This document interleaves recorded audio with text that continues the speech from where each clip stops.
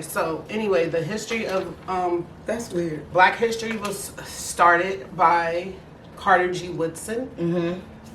And if you guys don't know who Carter G. Woodson is, he is a Black historian and scholar. He was the second person in the United States, the second Black person in the United States to ever get a PhD. So he's Dr. Carter G. Woodson. And in the mid 1920s, he came up with the idea to have Negro History Week. And what he wanted to accomplish by having that is for people to understand the contributions that Black people made to building America and just all of that kind of stuff. Because we do go unnoticed. So he came up with that week, and then of course toward like the 50s and so on and so forth, they kept going. And then I don't know if it was like the 80s when we got Black History Month as an official thing. It's never been officially a holiday, but it is what it is. And people have different things to say about it. Of course, we celebrate Black history every single day. I do. But we should never, something that our forefathers fought for, we should never diminish it. Just, I hear so many things now where that's the shortest month of the year, so I'm not celebrating. Anything that we have fought for, died for, and all of that kind of stuff, I feel like you should always continue that legacy.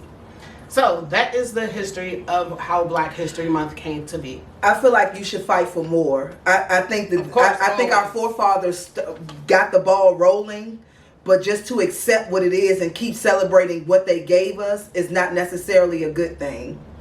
That's true, but they started the thing, but we don't ever pass the torch. We don't try to keep things going. A lot of people sit, and say what should be done, but they don't do any actions toward it. So, well, I think the torch was passed, and it's been passed wonderfully. It's so many people that's making advances to the Black community now and making advances to us being recognized in our excellence and all that stuff. I don't think they did them a disservice. And people, I think it is. I agree with you on that thing. It's the shortest month, so I'm not celebrating. That's what kind of fucking logic is that? That's dumb. But I don't feel like I feel like the days of us just accepting is over. I think we're more accepting now than we once. No, accepting just like what's given to us. I think we're taking what we want now. I think we're the opposite. I think nowadays we are more accepting, or we feel like that's not my problem, so I'm not going to get involved. And before, we were very much adamant about getting involved and willing. Now, of course, there still are people that are very much into the struggle and into that. But overall, I feel like we have lost our way in that and fighting for No, I mean accepting as in we're not going for the bullshit. Accepting as in we're making marks in our lives, and we're not. When I say accepting, you had to take that little job. You had to take. You had to stay with your husband. You had to. I feel like now in this era, we don't have to do shit. We set goals for ourselves. We dream big as fuck, and we work hard to attain those goals. That's what I mean by acceptance. We don't just accept the ride on the bus. Bitch, we want to be up front, and we fight to get up front. I have something to say on that, because we don't get on the front of the bus, we get on the back. I have a topic about that. All right, well, let's get into it. But we're going to go with our first topic of the night, and the first topic is racial labels. And racial labels is just like what we're defined as or described as. Right. So the first question of the night is, do you refer to yourself as a Black, or do you refer to yourself as African American? I refer to myself as Black. The African American whole situation that they start, when did that start? In the 90s?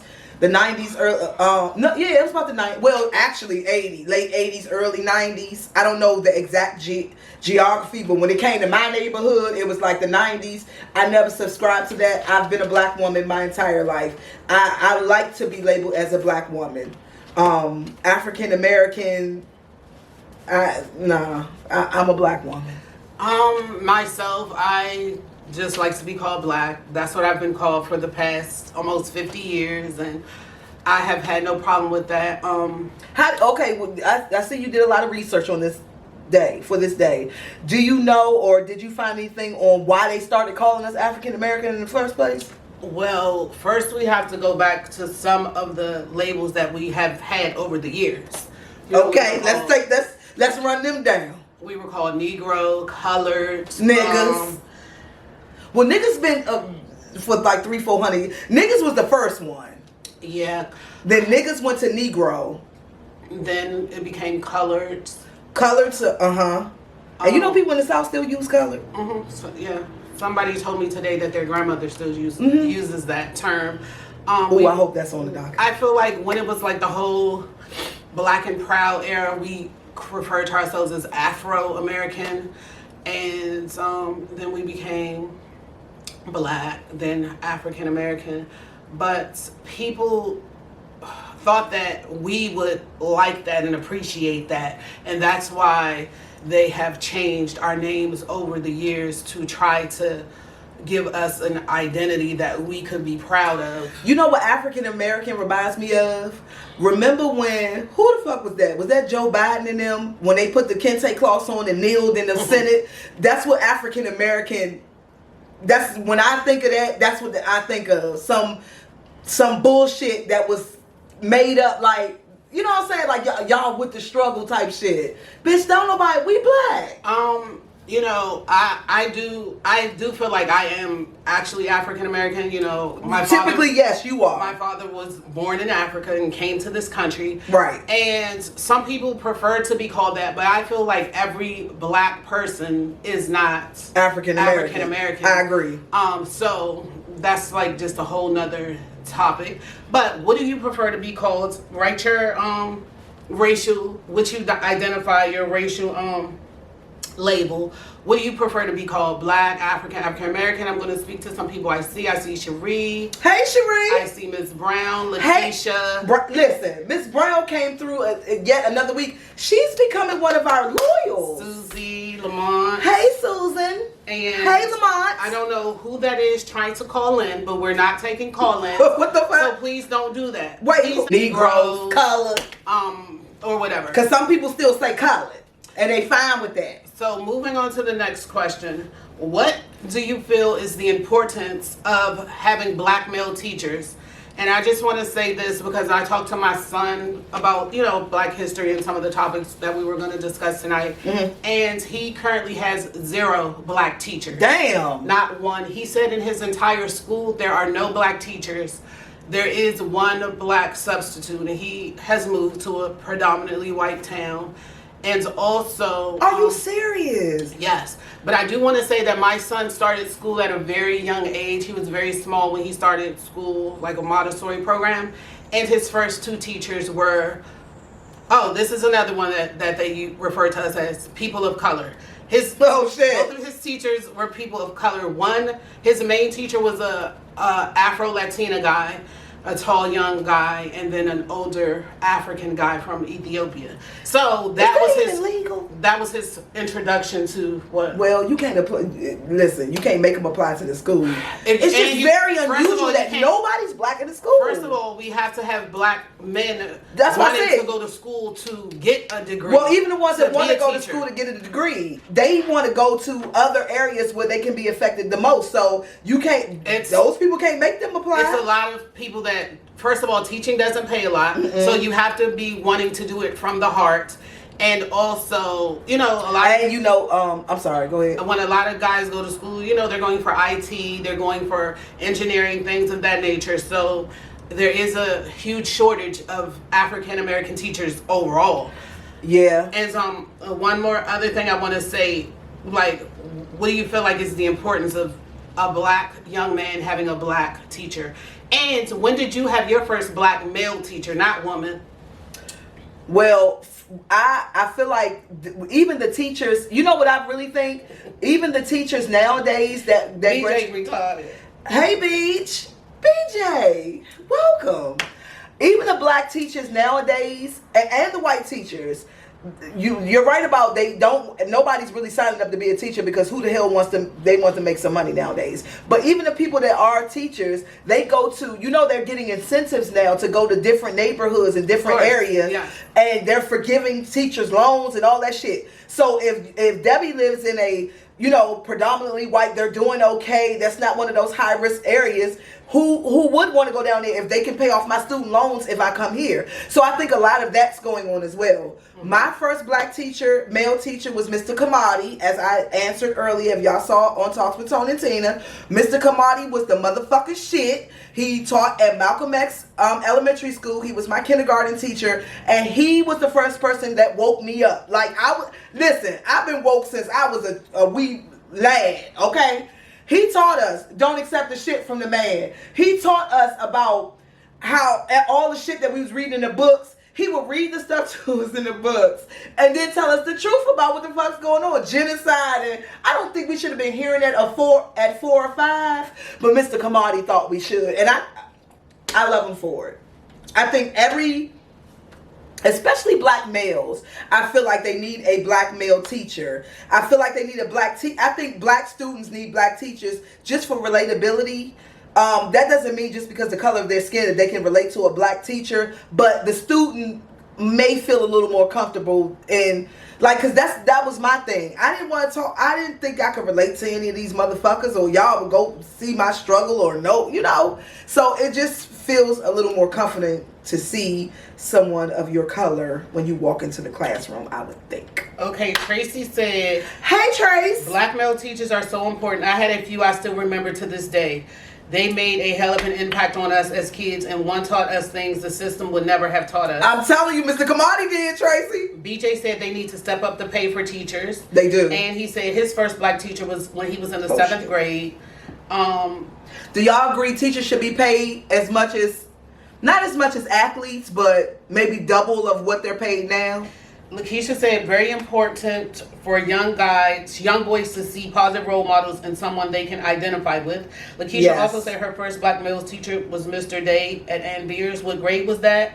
Raphael said, I went to Stevens Elementary downtown. That school was the best. We had black teachers all throughout. Did it really impact your life, Elle? Or did you, like your first black teacher, did he really do something for your life? My first black teacher I can remember was at Fletcher Johnson, and it was the 6th grade. I mean, my first black male teacher. And the main reason that black male teachers are important is because a lot of the times kids that live in like lower socioeconomic areas don't have a father in the home. They don't have any black mentor type of person or role model type of person in the home. So, hey, when they go to school, that's like the closest thing they will get to seeing a black male in like a leadership role or a father figure or mentor figure. And also that is the person at the school that can advocate for them and understand them, when they're going through something. Is that why you specifically asked about black male teachers? I mean, it doesn't matter. No, I mean, black for female, this question. Yeah, because black female teachers have always been a thing, and they Black always males, give like a mother role. Yeah. And that's giving a motherly type of role is totally different from, and also they feel like when a young man meets this type of teacher, they're more likely to stay in school, and statistics show that they are more likely to stay in school and actually graduate. Cool. But and we need more it's a TikTok going around where a little boy, he had to be like 12. Of course, the video started off, you don't know what's the total context, but a teacher is talking to him really bad, and she like grabs him, an older white lady, and she grabs him by like the mouth or something like that. Hello? And it sounded like they were in the South, which of course they do things differently, where they still, I feel like in the South a lot of times they still shuck and jive and they still kiss the white person's ass. They definitely not doing that up north. They do. And so true. I feel like she disrespected the little boy, and she humiliated him and she assaulted him. But those are the kind of things like, hey, if you got a black teacher, you could call him in the room, or he could come in and he could talk to the kid, and those kind of things. So this was in 2023. I mean, I've seen the video before. No, but I mean like recent. Yeah, it's not over. Did she get fired? I never saw the comments and go ahead and all of that. But did anything ever happen to her? She lost her job or anything? I I really don't know. I gotta Google that. And that's crazy. Okay, Lakeisha said her teacher was in the 4th grade. Okay. Antonio said Mr. Daggett and I was at Blade High School. Shout out to Mr. Daggett. And Lakeisha said all of my teachers made huge impacts on me. I love them all. Takia is That's watching. a rarity. Takia said my first black teacher was at Davis Elementary School, 4th grade. Teacher named Mr. Smoots. Shout out to Mr. And Smoots. Tahir said my first black male teacher was at Drew Elementary in the 3rd grade. Raphael said yes, my science teacher, black man, was one of the best. All right. And yeah, we might do a educators, special because everybody had a teacher. And I posted a video on Talks with Tone and Teena where a guy that plays for the Washington Commanders went back to his 2nd grade teacher at Leonard Woods Elementary. Oh, he was a football player? And he said that. Right. And I feel like it's very important when you're that old, but you remember somebody when you were that young. Yeah, for sure. And he said that the older guy changed his life, and it was a very touching video. And that's definitely for sure. Because Mr. Kamadi, that was kindergarten. I'm 44. I still remember that man. That made me think of my favorite teacher, which anybody that went to McKinley Tech knows her. Yes. And We've been to that lady house and all of that. She's still alive. What was Miss Harding saying? Pinky! We had Pinky. We had Miss Harding around the hood and all of that. I was in a play. I was in 8th grade. And she lived in Woodmore way back then. And she was just an excellent teacher. And she too long ago turned 80. And she's still alive? The goal, yeah, she's still alive. She went to Flowers after she left McKinley Tech. She had been at McKinley Tech for about 40 years. And then she went to Flowers. And she left Flowers right before my daughter went there. But on her 80th birthday, okay, good. They had a thing where they wanted her to get 80 birthday cards. So of course I mailed her a card for her birthday. But she made a huge impact on my life. And she made an impact on mine. She was Lakeisha and I homeroom teacher. And I only met her twice. Okay. Tammy Taylor Robinson is watching. Hey, Tammy. Raphael said Jefferson. Tammy, that's a fancy name. Jefferson Junior High had great black male teachers as well. Okay. Raphael also said Tech had good teachers too. Tech had some good teachers. We're not going to get on here and just start stunting, Raphael. we had some good teachers. Then we had some teachers that just let you sit in their class and lollygag and just pushed you along. I think that every school has that. A teacher who don't give a fuck. And Lakeisha said shout out to all the educators in her family. She said, Tone, they're out here still having mock slavery. So no, it's not shocking that type of behavior still exists. And yes. What type of behavior? Where the teacher grabbed the lady. Oh, yeah. Speaking of Krista, yeah, you're right about that. Speaking of mock slavery, there was a video going around of some high school kids that did like a mock slavery auction. The white kids auctioned off the black. I sent that to my son immediately. And did they do the blackface? They didn't do that, but it was like the football team. And I told my son, like, don't ever let anybody play with you about your race. That's not funny. Bullshit. That's not a joke, or anything like that. So you got to be careful, and you can't be afraid to say things and put people in their place. Here's what I don't understand. Oh my God! Mr. Howell. Mr. Howell was our 10th grade English teacher at McKinley Tech, and he introduced us to so much African American history and African American literature that to this day, even when I was reading some of this stuff tonight, it was like it just brought back so many memories. And I had looked at a Black History special on Zoom like a week or two ago, and it brought back so many memories of 10th grade because he embedded so much like Black history stuff that we never knew of, because they didn't teach it to us. Why do you think I would chalk it up to maybe 40% of black kids who do the mock slaveries and stuff like that. I would say 40% of them don't know really what to do in that situation, so they go along with it. Yeah. But why do you feel like everybody don't go along with it, but why don't they say anything? Do you feel like they really feel that way? I feel like a lot of times it's in predominantly like white spaces. Definitely. And so yeah, they don't, Now I'm asking this because I love my crime shows on YouTube, and I was watching a crime show on YouTube, and there was a guy. His mother was white and his father was black. First of all, he used to bleach his skin. He used to call his father racial epithets in the house, call him all types of niggas and all that. That's what you call self-hate. Yeah, he hated himself, and he hated the fact that his dad was black. He ended up cracking him over the head with a baseball bat and killing him. But So when it was the slavery shit and all of that was going on in school, of course he was on the baseball team. He had all white friends. And when they did the slavery shit, not slavery, but when they talked about black people and called black people niggas, he was with it. Yeah. So do you feel like a lot of... He was a get with. Yeah, no, he actually felt that way. Because before he started going to school, he was already taking out on his dad. Yeah, so he still was a get with because he was black. Well, and he yeah, was ashamed. yeah. He was ashamed of that. Yeah. And that's another thing when you... Do you feel like it's a lot of people that feel that way, like kids? First of all, when you grow up in a predominantly white town, even when a lot of black people are so pressed to get away and they move to white towns, you have to be very careful about that. Exactly. Because you're moving to a white town and you think you're like escaping the hood, but you're creating other problems for yourself, your family, your kids, and your kids are at a critical age at that time, like we talked about a couple of weeks ago, that adolescence. Yeah. And hey, this is new to them. You're pressed to say, yeah, my kids go to school around white kids, but that's not that. Why wouldn't you want your kids to go around somebody they can relate to and somebody that actually likes them? That's what I was about to say.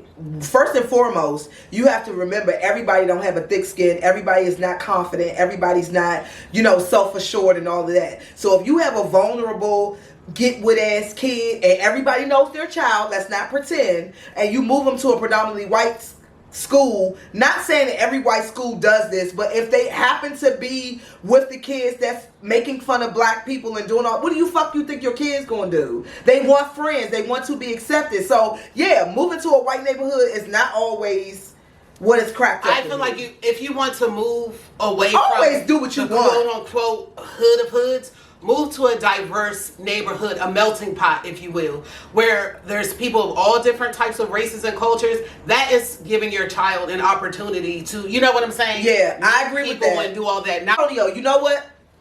I don't know if this is a docket question because, like I told y'all last week, I don't read the docket. But I really feel like that's correct, Antonio. I'm going to read a comment, Eric. I really feel like black people associate white with acceptance. They associate white with superiority. Yes, superiority, you arrive. Period. Once you a nigga and make it into the white neighborhood and you can afford to live amongst them, you have arrived in some people's mind. Yeah. That's some crazy fucking shit because they can actually move it. There's lots of black communities. Listen, you go to Bowie. There's affluent black communities. One of the houses on the Enterprise Road is worth $1.6 million. So there's affluent areas in that stretch of the road. It's black. They don't want to move there. They want to move among the white people. That's some self-hate ass shit. On the list, I have the wealthiest black county. Oh, I can't wait for that. In the United States. We'll get to that, but I want to read. Because bitch, guess what? I'm moving there. Okay, Eric, who is brand new, Libra. I didn't get to say hi to you. Hey, Libra. Eric. Welcome, Eric. Welcome to the Black History Edition. World Moore, who I've never seen in here. Hi, Eric. He said, I work at a juvenile detention center in D.C. and the school that my facility uses has several black male teachers. I agree that male teachers are really needed. Okay, that's great. Yeah. Tracy said, not sure of the question, but what is right? It's societal brainwashing. You have to unlearn that. Tracy. I'm sorry, white is right. That's what Tracy meant. Tracy. Like, people really don't know that or recognize that. And then Raphael said, what was the teacher that used to have the Tunk games at McKinley Tech? Somebody who should go to jail that I'm calling the people on. I don't know if you're talking about Mr. Corley or Mr. Moon. Rest in peace to Mr. Corley. He was my science teacher. He did. We never did one day of science the entire year. Yes, because he should have been fired. Yeah, but his mother was like a city councilwoman. Well, what the fuck did y'all do all day? Like it was just literally like one of those black movies, like Dangerous Minds, like the drug dealers. I don't want to hear no more. The drug dealers, gamblers, like the nerds. We just sat over there and doodled and talked. I don't even want to hear no more. How did he even? What did he give y'all A's? Everybody got A's? I don't know. I think he tried to give me a C, and I was like, "How did you give me a C and we never did anything?" Like you better change my shit. You can't just go down the thing and just, you don't even know who I am. Like give me you better step it up. So his mama was keeping him in the job, y'all think? Yeah, and he worked there for years, and I saw him years later. But but teachers like that do you no service. You like it when you were a kid, but you ain't learned a motherfucking thing for 4 years. Whenever I work somewhere, I love a very strict supervisor.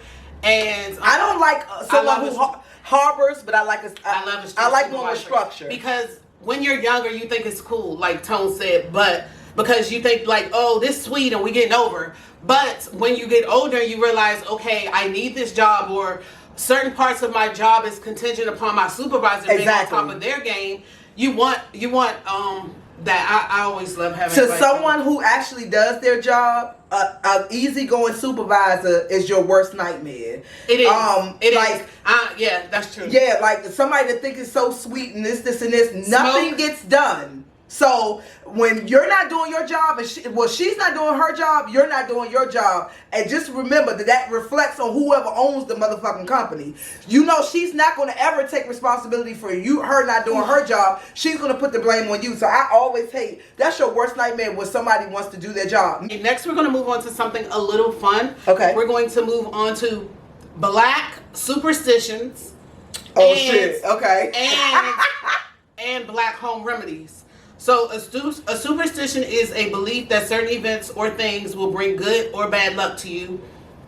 And black home remedies, they are often of an unscientific medical nature, all bullshit. made or devised in one's own home. So what are some like superstitions or home remedies, superstitions, old wives' tales? The number one that's coming up in my mind is don't sweep my feet with the broom. Hey Jennifer. Hey Jen. Don't sweep my feet with the broom. Black eyed peas on New Year's Eve. Ain't never bought nobody no motherfucking money, but you supposed to eat them. Home remedies. Liquor for anything. Liquor for a toothache. Liquor for a headache. Liquor for drink more liquor if you got a hangover. All that shit is home remedies for black people. Antonio, I say superstitions. What are you talking about?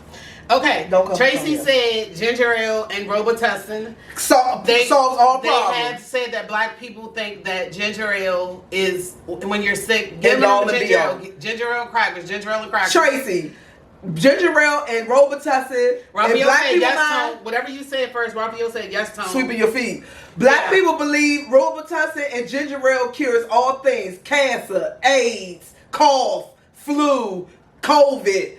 Any fucking thing can be cured with ginger ale and Robitussin. Lauren has made it. Sharice said, Lauren. Sharice said home remedy for me was cod liver oil and onions to get rid of the fevers. That's a new one. Garlic. Garlic used to do what? You supposed to hang garlic. Queen of Fees or eat here. Hey, Queen of Fees. Queen of Fees said, I put cinnamon all over home to kill negativity. Grandma told me this one, and no, it's not scientifically proven. Okay, so wait a minute. Is that a Queen of Fee? Is that something that your family did because Grandma passed it to everybody? Yeah. All right. I ain't never heard of cinnamon. When we started talking about this briefly, I said, y'all know if you put a baby in front of the mirror, they say their teeth they're not gonna get no teeth. So if they look in the mirror, they're not gonna get teeth. That's one. Using baby. What? Yeah. Yeah. In my family, they always be like, don't put no beer in front of the baby. They not gonna get no teeth. And that's some crazy shit. Putting baby's pee on your face to clear your skin. As I said a couple weeks ago, I had never heard of that. And she said that people wipe diapers on their face. Yeah, just use a baby pamper and put it on your face. And please don't say it like it's normal. It is. That clears your skin. Of course, if your baby congested, blowing their mouth. And so all the snot could come out. Actually, that should be scientific because that's true. If your baby is constipated, take now. Y'all know the soap back in the day wasn't soap up your ass. All these luxurious types of soap. So take some soap, slice it catacomb, and put some Vaseline on it. Stick it up the baby's butt. And that was average. That was when the baby was constipated to get them back going. Yes, ma'am. Of course, if you swept on somebody's feet, you gotta spit on the broom. Yes, ma'am. Or that means your mother gonna die. Yep. That was in our house. We so crazy. As the black community, we crazy as fuck. You know, don't put your pocketbook on the floor. That means you're gonna be broke. You're gonna be broke. Don't split the pole. Your mother, break your mother back. Break your mother back. Let me see what's everybody. Oh, Jennifer said that was Ivory soap. Ivory soap was the enema of all black homes. Tracy said potato slices in the socks for a cold. My coworker put onions in her socks 2 days ago for a cold. Another old lady made my son onion soup for a cold. I have never heard of any of these. Tracy said don't eat standing up. Don't eat outside, period. You was going to get beat down. Okay. Eating standing up. I eat standing up all the time. Me and my men eat standing up all the time. His brother came to our house and was like, look, don't be eating standing up around me. What the fuck y'all doing around here? And I was like, what's wrong with that? He was like, you don't eat standing up. Tracy said, take your hat off when you come in the house. Absolutely. Antonio. That's a more of a respect thing, though. Yeah, Antonio said, my cousin always spit on the broom when I had to sweep. Absolutely. That was Tahir that said, onions in your socks were cold. I never heard of that one. Cherie said, yeah, Gina just did that. Cherie said, grandma said that piss definitely worked on the skin. So, no, Cherie, when she said that a couple weeks ago on the last show, it was about 8-9 people in the comments like, yeah, that's what you're supposed to do. I had never heard of that. Mm-hmm. That's crazy. There's so many things, and I feel like from slavery on up, that's how we just had to like make do. Yeah. So that's something that I feel great that we pass on, whether you believe it or whether you don't, whether you've used it or whether you have not. I know like some people eat clay and eat powder. Yeah, eat cornstarch. Yeah, all of that stuff, baby powder. Everybody got their own thing. But you know what I love? As the black community is coming down generations and generations, you don't know if the shit works or not, but you still do it. Mm-hmm. And you pass it on to your kids too. I love that. Tracy said your front door not supposed to face your back door. I never heard of that one. No. Or what happens, Tracy? Bad luck or what? Lauren said, I do the cinnamon and I have an ancestor after, and home remedy is brandy, honey, lemon, garlic, and dandelion flowers boiled to make a tea. It cured COVID. I believe it. Me too. Because we didn't have, like me, like in the field that I work in and at my job, I see so many people on so much medicine. Yep. Like so many pills. Like it's crazy. We didn't have that, and people live to be 100, 105, 108. We didn't have that. So when I see people with loads and loads of medicine, I'm like, there are remedies and there are natural ways that all of this stuff can be worked on. I be saying that. I say that too. Cancer's not new. Now, we got HIV, COVID, all that stuff is new diseases that wasn't around 300, 400, 500 years ago. Cancer, I believe cancer's been around for millions of years. And we never had a pill or a pharmacy, and these people still live. Some of these people still live to 90, 100 years old. 50. What was the life expectancy in the 1400s? Yeah. Like 50, and 60 years old. When you read like older like Black history stuff, then it'd be like the 1800s, and they'd be like they lived through it, or they died of cancer. So like you say, cancer has been around, or consumption, but people have died. I so feel much like more now. A lot of consumption deaths were cancer. It was things that they couldn't explain. Some people lived through it. Wait a minute. Two other ones. One, if you buy a man some shoes, he gonna walk right out your life. Another one, whoever you come in the new year with, that means that's who you're going to be with for the rest of the year. I never heard that one. Yeah, they be like, whoever you spend New Year with, that's who you're going to be with. You know what's funny? Also, if you clean your house up before New Year's Eve. Okay, listen. I never knew why. Oh my God, Tracy. Tracy said, if you're not feeling well, stand in grass or sit next to a tree. I never heard that one either. Well, I will say for New Year's Eve. Shell is in here. Lonzo is in here. My cousin Shell? Mm-hmm. Hey, Shalene. Shell and Lady T. Hey, Lonzo. I got to show you the thread with Lady T. I never knew about cleaning your house before New Year's Eve, but I've always done that. And I've always done the other one. It was, not the tree one, Tracy said, but the one before Tracy, whatever that was. I've done that one too. What? Okay, that was not good. Buying shoes, whatever. Oh, buying shoes with a man. I bought men stuff, but I've never bought them no shoes. I learned that in 7th grade. My mother told me that in 7th motherfucking grade. Don't you ever buy a man shoes because he'll walk out your life. People really be. And I've had niggas galore and have never bought not one man a pair of shoes. Cheryl is in here. Hello, Cheryl. Hey, Cheryl. This is your first time. Okay. Welcome to the Black History Edition, baby. Cheryl, do you have any old wives' tales or superstitions that your family has passed down from generation to generation? This is our Black History special, so we're talking all things Black history. Because we black, baby. Cherie said yes, he gonna walk right on out your life. Cherie said don't perm your hair when you're pregnant. Yes! That is one too, Tahira. That is. You know who I remember that? You know when I learned that? When Boo was pregnant with Malik. Boo was pregnant with Malik. I know she not on here. Shout out to Tawana Deal and Malik. But when she was pregnant with Malik, she would not get a perm. And I was like, why you won't get a perm? You can't get a perm when you pregnant? Yeah. I was like, for what? Okay, Harrison Winston is in here. Hey, Harrison. Alonzo, your boo said you funny on that. Thank you, boo. Tracy said take cod liver oil for health. People have mentioned cod liver oil throughout this whole thread. Thing. And I had just became an acquaintance of an 82-year-old guy the other day through work, and he's 82. He jogs every single day. Love him. In immaculate health, and he takes cod liver oil every day. Raphael said you're supposed to give the money to her for the shoes and just let them buy it, but don't go purchase it, Raphael.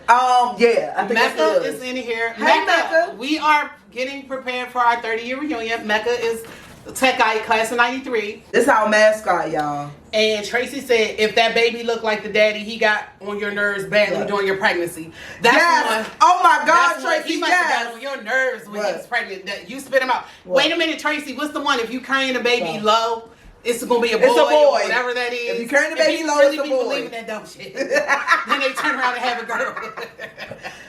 I never knew what I was having. Was you carrying low with Debbie? Hell no. I never carried low. Here. I didn't carry low and participate in that foolishness. No, it wasn't nothing better than when we went to go get your apartment. And some said, so do you need a 2-bedroom? Or this bitch swore she was hiding her pregnancy. So she got bust right out. Do you need a 2-bedroom? Some said being so you're having a baby at home. I was like, what, sir?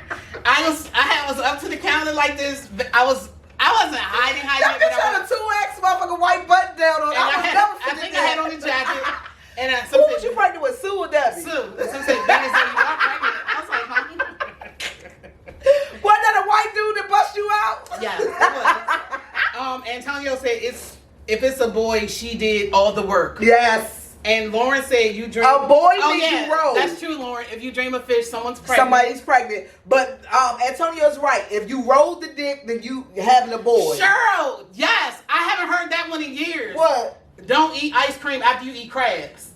Never heard that. That used to be one. No, when I first came from California and I didn't really know all the whatever, that was a big one. Wait, what happens if you do? What's the superstition? You're supposed to get sick or whatever. Oh, that was a big one.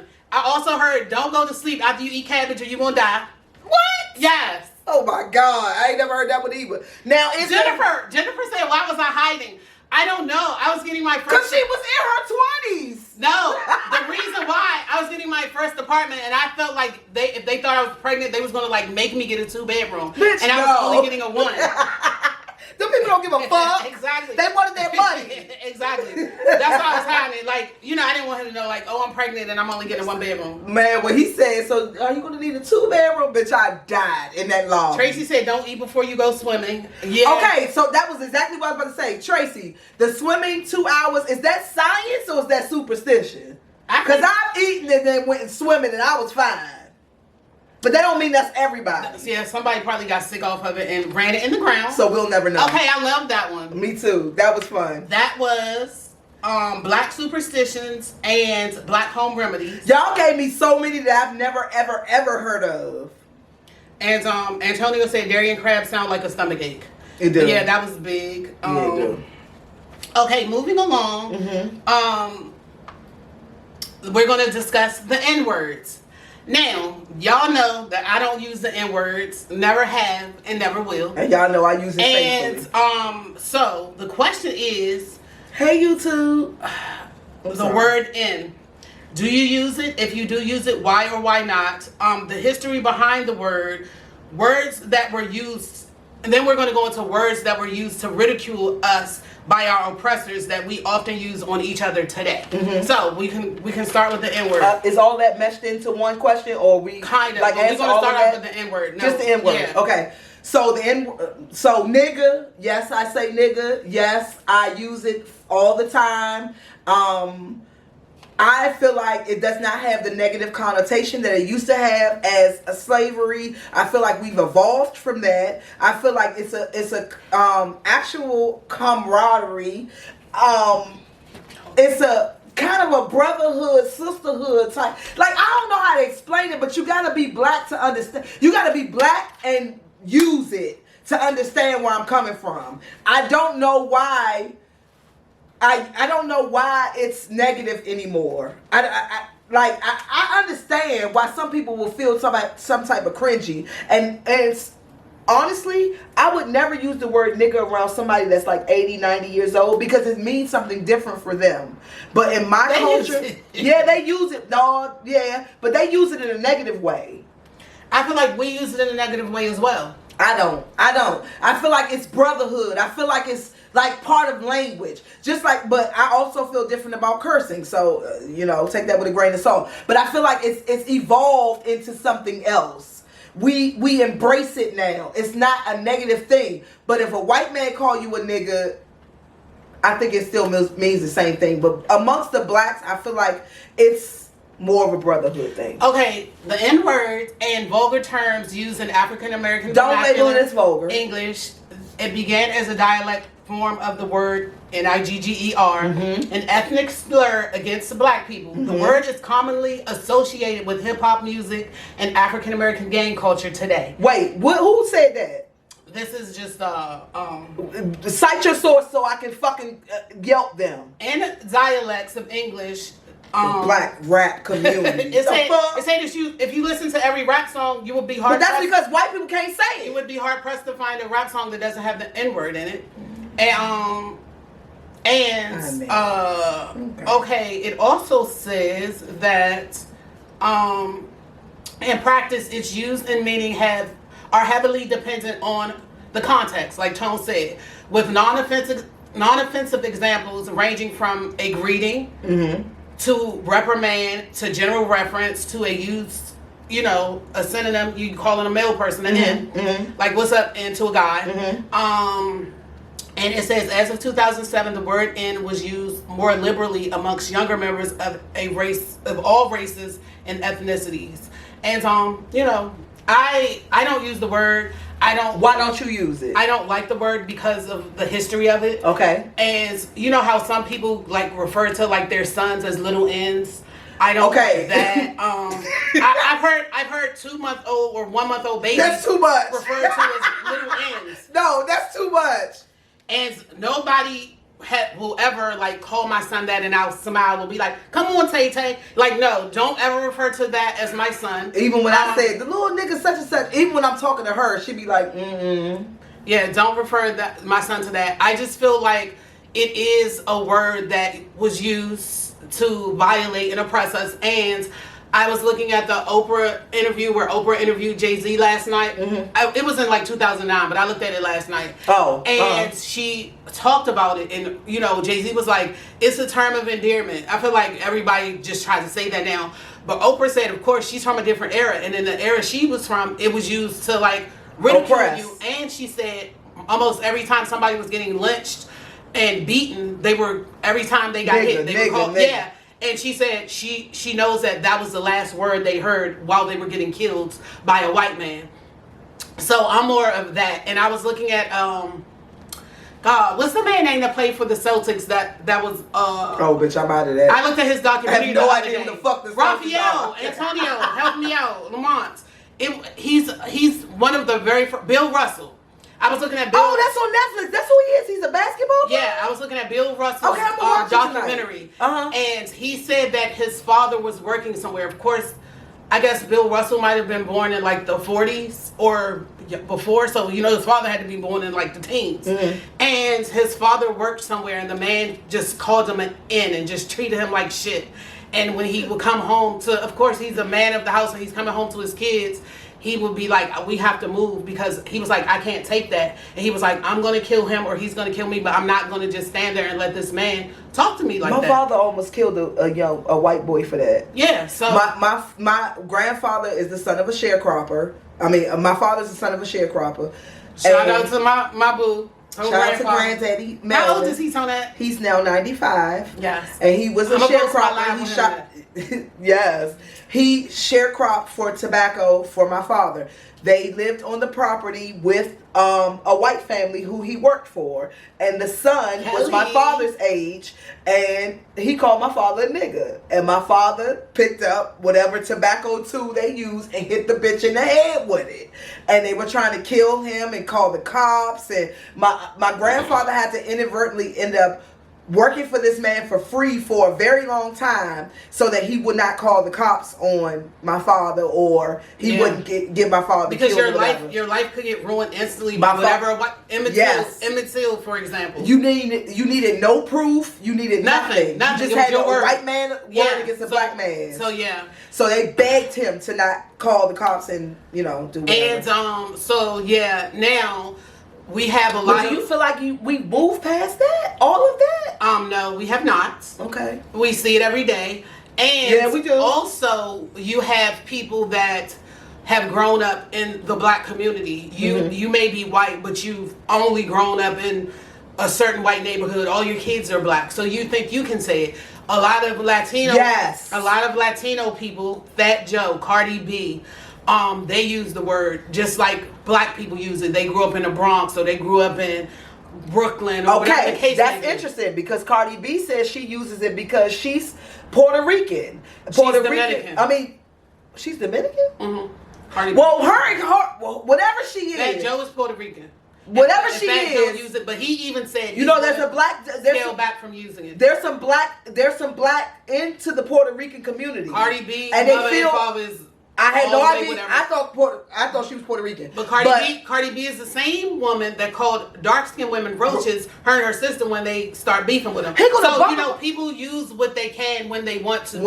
She want to claim she black when she need to, but then she want to put black people down, black women when it got something to do with a man or whatever. But Cardi B, how would you feel if we called Hispanics beaners or whatever? You wouldn't think it was cute if I was half Spanish. Like, yeah, bitch, you can't do that. You can't keep. I didn't know she was Dominican for one, and for two, I didn't know a thing about the black roaches thing until she told me about it a couple months ago. I mean, now if we are saying that it's a term of endearment and they're using it in a way of like, you're my buddy, like, you know what I'm saying? They're not using it in a racial or offensive way. That's Fat Joe, the Cardi B's, all of the rap people that get a pass for using it. DJ Khaled ain't from no Spanish speaking country. No, his ass from what, Dubai or somewhere over there. No, DJ Khaled, we the best N word. He using it all songs. He said nigga. DJ Khaled, he says it all the time. I've never heard him say we the best nigga. We the best, and who? He says that DJ Khaled. I'm going to Google that. I've never heard DJ Khaled say nigga. Black people do give people a pass if the people are from the hood because they're saying the word in a friendly way. But I feel like you got to be black to use it. I don't feel like. I don't care if you got to cook pass to the cookout or none of that shit. I feel like, bitch, you better sit down quietly at the cookout, but you can't say nigga. It's been plenty of like, hey, they might live around C Pleasant. Their parents own a carryout around there. They done went to all, they done lived up Gregg Street. They done lived here and there. They use it every day. No, we had white people that grow up in Nally. They wasn't, Donna and fucking Eddie wasn't saying nigga. They probably did. I'm sure I've heard Donna call Sean all types of N-words. I've never heard Donna or Sean say, I ain't gonna single the people out. But I also had a friend that I worked with from 19 to all the way up till whenever I left my job. We was at 2-3 jobs together, and she only dated black men. She actually has a son by a black man right now. She never said it in a negative way. And when she was talking to me, she grew up in the hood. She didn't grow up in the hood. She hung around in the hood. And when she would talk to me, she'd be like, I told that nigga that. But she talking like this. And I had to tell her, bitch, don't say that to me. Like, you not black. Jessica, we cool as fuck, but don't say that shit to me. I don't feel like you should use it at all. So knock yourselves. I feel like only the black community. Knock yourselves out with it. Like the little white boy that was rapping little baby lyrics and they took his scholarship. I feel like they shouldn't have took it. I don't think you saying nigga and you rapping some shit. I don't feel like you should get your shit taken. You rapping a song, and you shouldn't have said that shit, but your life shouldn't be ruined because you said a word. Yeah, but anyway, we're going to read some of the comments. Okay. There's a lot. Let's go. Okay, I'm moving back up, so some of these may be from the previous question. Keep trying to be on the show. I'm not fucking with you. Okay, Lauren said that is science that you wait 45 minutes before you go swimming. That's what I was thinking too, Lauren. It's science. Antonio said you could catch a cramp. Harrison said, "Oh yeah, you can't get pregnant if you're doing it standing up." That's something. Oh yeah, I heard that one. Cheryl said, "Don't lay down or go to sleep after hitting your head." Cheryl, oh my goodness. Okay, Cheryl, that was science. the big one. No, that was science. the big one. But that was the big one. Like, because you can have a concussion. You should not sleep. Let a baby fall off the bed. Don't let him go to sleep. That's science. That is not. Don't let him go to sleep. Teena, that is not superstition. That's science. Okay, Harrison said Nigger and Nigga are two different words. Agreed. Lauren said, Harrison, that's a lie. No, that's the truth, Harrison. Antonio said, I grew up using it with my peers, but not with my elders. Did you have any white peers? Black businesses get a bad rep because of that. My daughter runs a very professional business. She got her...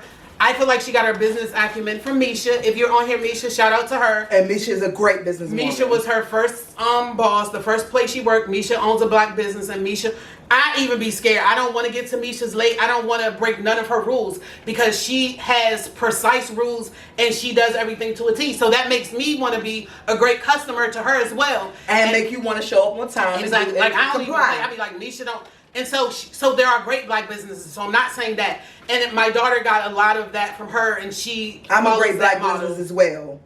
I'm late in my life. I'm not late with my clients.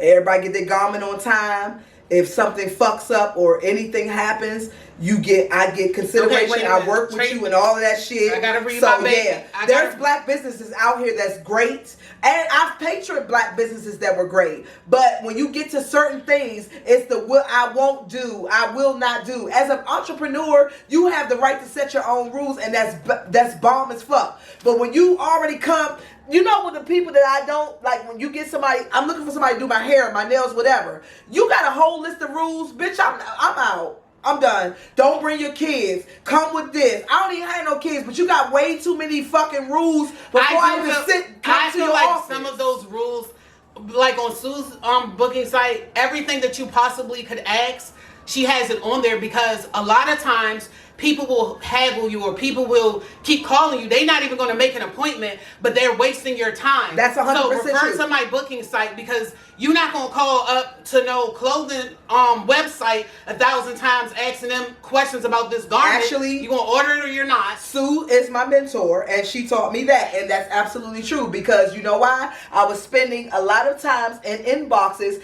asking for fashion advice, asking me to pull stuff for them, and they're not paying a fucking dime. Yeah, so Sue Ben said, no, you gonna stop doing that. I get that. I understand that. But when you come to outrageous shit, you know what I'm saying? You want all the respect, but you're not giving your client any respect. You're trying to make all the money off of one client. You're charging them an arm and a leg for some bullshit. It's bullshit. You know it's bullshit. Mm-hmm. It's going to take you 2-3 hours to do the shit, but you're charging them $900. Well, I feel like don't pay if you don't want to get that. No. You know what I'm saying? Well, no. I was about to say that.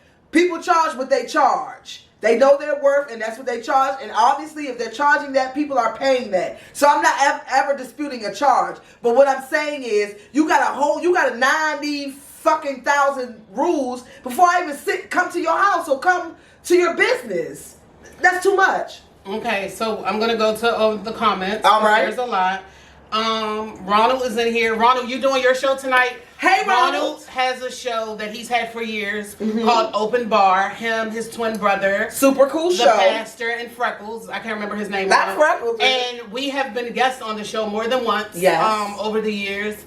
Ronald is a fellow. And they have a super cool show. They do. Check them out. And it's called Open Bar. You can put it in the comment, the link in the comment, Ronald. They come on a little later on Tuesdays. So they're low-key our competition, but you know, it is what it is. But we love black competition. And, I'm sorry, Teena. Yeah. One quick question. I don't know if y'all were already wasn't on here before I already commented, but make sure you guys plug your black businesses in the comment section. We want everybody to patron the businesses. And I don't care if you just buy one bottle of wine from Lauren Cornish. Lauren, I know you're on here. Just buy one bottle of wine. She's a black business, a black liquor store, basically.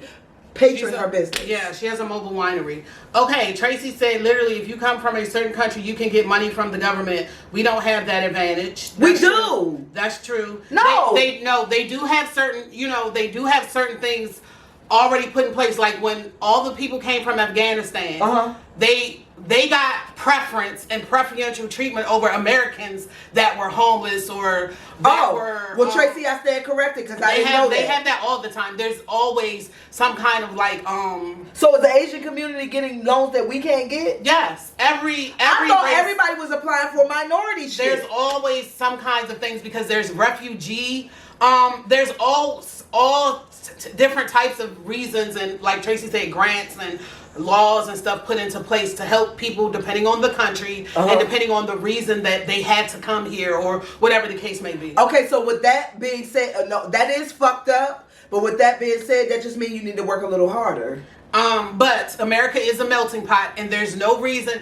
Literally, you can succeed in America. Anything that you want to do in America, you can do it, and you can make it happen. Now, Tracy, I do agree with you. Now that I've learned this, I do agree with you. It's going to be harder. It's going to be a rougher road for some people than others.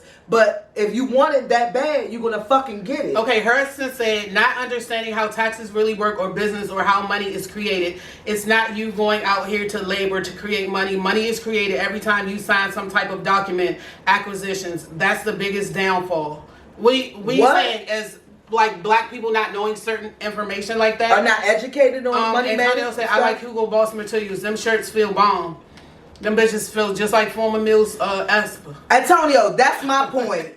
That's my point. Certain things you just like. You don't, it doesn't have, it's not keeping up with the Joneses, or it's not that you're trying to buy this because the white man wears it. It's because you like this shit. Keeping up with the Joneses back in what, 06, 05, 07, people was getting them 80-20 loans on houses they could not afford. Yes. That's all keeping up with the Joneses. That all of it, materialistic things and all of that, and that's how the economy, that's how the housing market crashed and all of that. In 2008, it's way more than a pair of Balenciagas. No, I think it far more exceeds all of that.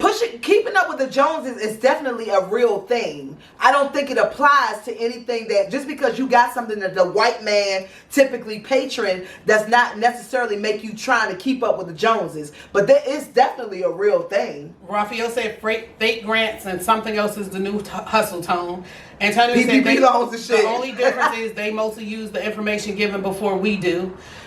Tracy said, Tone, please, you know better than that. What? And they get more than that. If you Tracy, I didn't. If you are Korean, Vietnamese, and Jewish, it's others too. They get government money, not just loans. They get money they don't have to pay back. Look it up if you can find the info. Tracy, I had no idea. Some are professional and will always be. Some won't. That's all races. I had no idea before tonight. I thought that they were applying for minority loans, and we were just not taking advantage of the minority loans because we don't. And some stuff we don't know. Yeah, that's what she's saying. That's why we're going to get to the last question of the night. And okay, Lauren said, one thing about me, I'm creating a safe space, but I'm very professional and gave quality wines. Yeah. Antonio said, Ling Ling hits them size 13 country feet of his without a problem. Okay. Do you feel like that black entrepreneur? Okay, we've all seen the rhetoric. We've all seen it online. We've all read it about disgruntled customers and fucking bullshit ass entrepreneurs. But do you feel like in this time that we're getting a bad rep? All entrepreneurs are getting a bad rep because of a few? Hold on, I'm gonna answer that. Lauren put her business in here. Tahira has a business called 1207 Healthy Kitchen. Make sure you plug that, Tahira. Tahira cooks all kinds of stuff. She specializes in healthier lifestyle. She does meal prep. She does big catering events, small catering events. If you want sugar-free shit, she got you. Whatever you want, Tahira got it. And I'm sure y'all be seeing her dishes online. Yes, indeed. Check her out.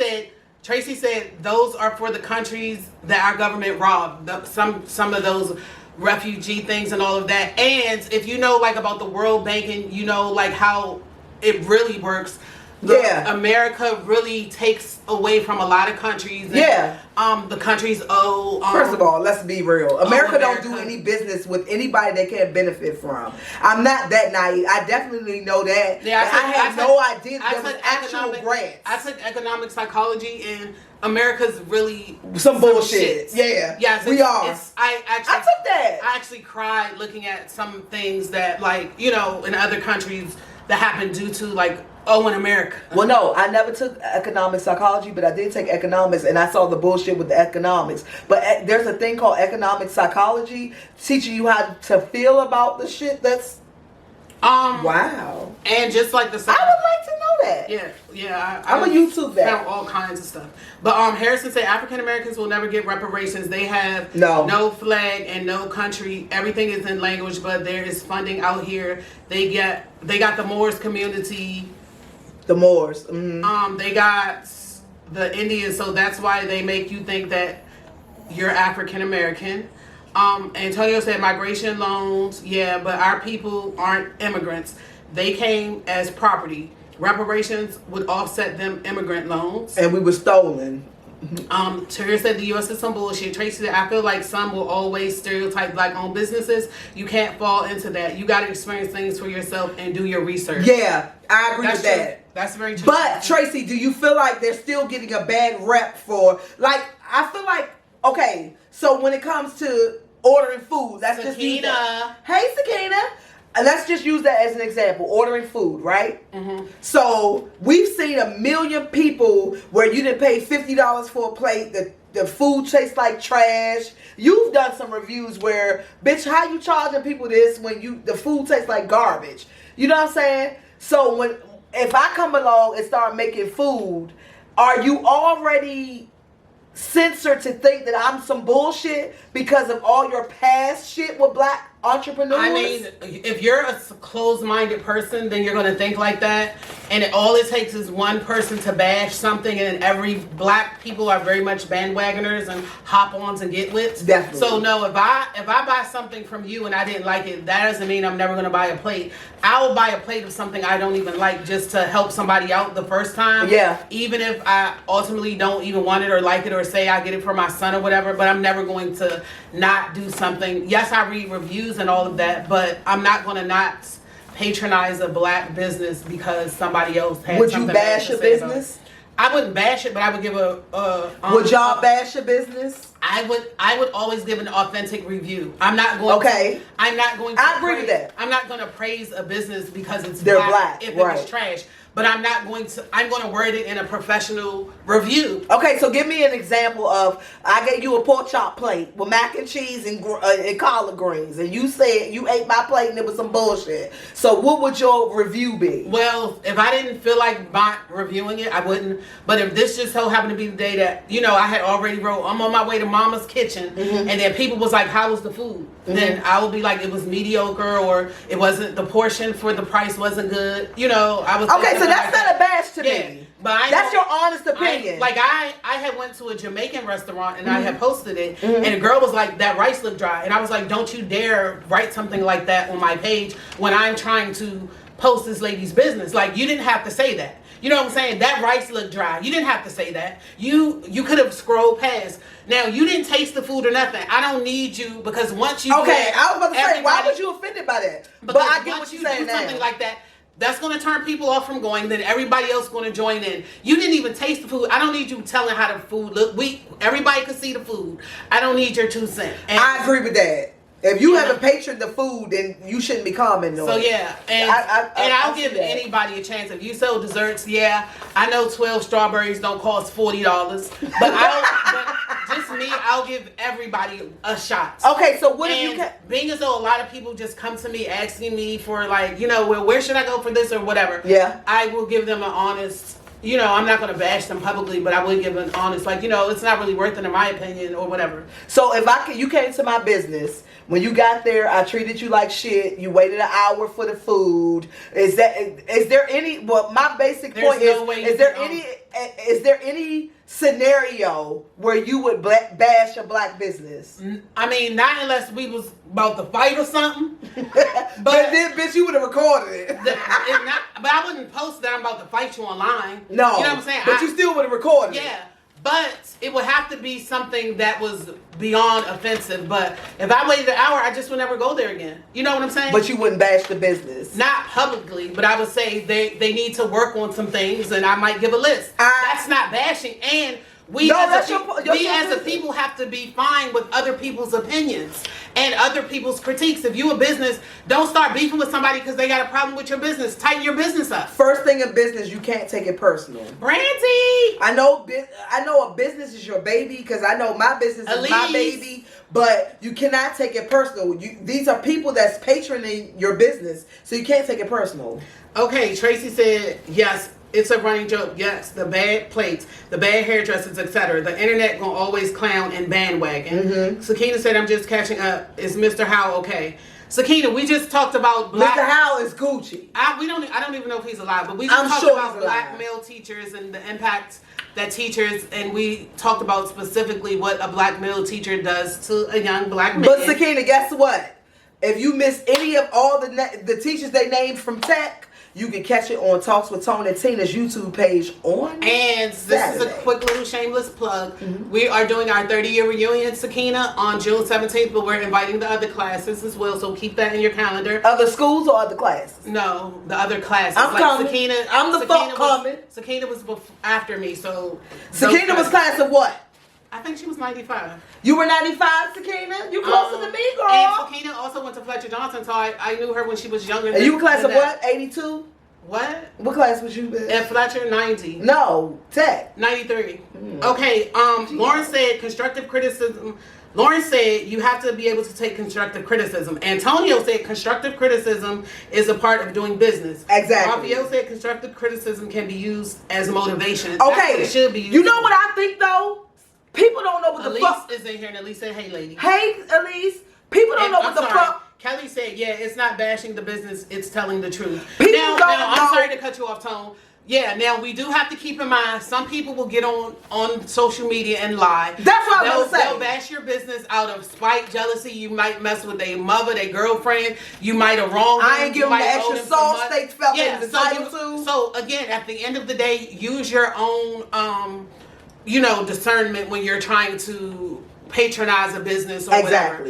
Because at the end of the day, a bad review could be coming from a mean-spirited place. Yes, that's exactly what I was about to say. I don't need to say no more. Tank is in here. How you doing, Tank? Happy Black History Month. And I hope you're wearing. Are all y'all wearing y'all black for Black History Month for the show? Because I told y'all to do or that. Or if y'all got y'all natural hair out. If y'all have black, red, and green. If a black bitch did your nails. Whatever. Okay. All of that. Put it in the comments. Put your fist in the comments. Who is the most famous person in Black history? Like of all time? Of all time. Who do you feel? Jesus Christ. Who do you feel that there's who made the air conditioner? It's a fact. It's a fact. And the peanut dude is the most famous person in the world, the most notable black figure of all time. Oh, without being said, Martin Luther King. Martin Luther King Jr. He even over Malcolm. He's way over Malcolm. Martin Luther King. Because he was considered peace. So yeah. he's going to always be I follow the teachings of Malcolm X, though.